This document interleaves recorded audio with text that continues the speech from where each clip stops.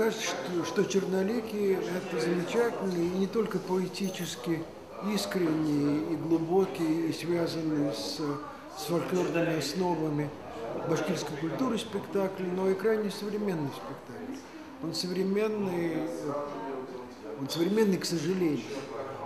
Он, к сожалению, современный, потому что речь в нем идет, казалось бы, о событиях многолетней давности, но, как это ни печально, те проблемы, о которых идет речь, то есть проблемы религиозного фанатизма, проблемы фундаментализма, при том, что в спектакле есть очень четкое различие между собственным фанатизмом и верой, между религиозной верой, искренней и глубокой, основанной на идее человечности, и узколобым фанатическом понимании этой веры.